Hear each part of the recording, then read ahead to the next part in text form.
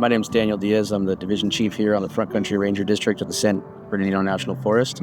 Here to talk a little bit about the Angelus Oaks fuel break and the fire history around the community of Angelus Oaks. So the Angelus Oaks fuel break we've been working on for a better part of 2 decades. And all of that was in an effort to make sure that any of the threat to Angelus Oaks had some sort of a mitigating factor, something that we could use to minimize the impact and to give us an opportunity to work to protect the community.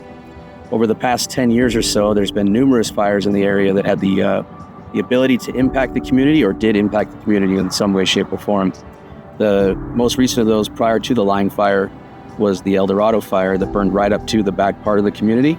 And we were able to actually use the pre-existing fuel break around Angelus Oaks to minimize the effort it took to support our operations to prevent the fire from impacting, and then did some firing operations to keep the fire out of the community itself. Hi, I'm Brian Bernay. I'm the fuels officer in the San Bernardino National Forest of the Front Country Ranger District. I was also the burn boss for the Angelus Oaks project, which is a project that started back in 2004 and surrounds the community of Angelus Oaks. Here in the background, you can see Unit 4 of the project and where the line fire itself had crossed into the project area. Over the years, this project has been maintained by the Front Country Ranger District, specifically the Mill Creek Hotshots, who every year has come out here and thinned and pruned and piled and burned all 5 units in Angelus Oaks.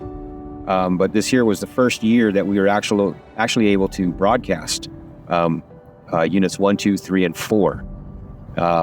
This was conducted 5 months ago from a forest surge where we had all the units on the forest come down and assist us with this particular project.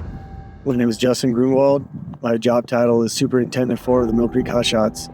So when the fire hit the ridge and it ran into our fuels treatment area, it ran out of fuel to burn on the ground, which slowed the fire activity down a lot, which allowed the crews to come in and engage in it and hold it on the 1 in 12 road right here. And then over here, we get into Unit 3, they did some backfiring. So it was able to build the fire line down. So when the fire came up out of the drainages, it ran in once again into our prescribed fire area, and it slowed the fire activity down to we're able to hold it on the 1 in 012 road. Now fast forward to the line fire, and there's several spots that show specifically where the line fire intersected with this prescribed fire project, and basically changed the fire intensity to the point to where it allowed firefighters to get in and get a foothold. They're able to do some back burning, as well as put in direct control lines and hose lays.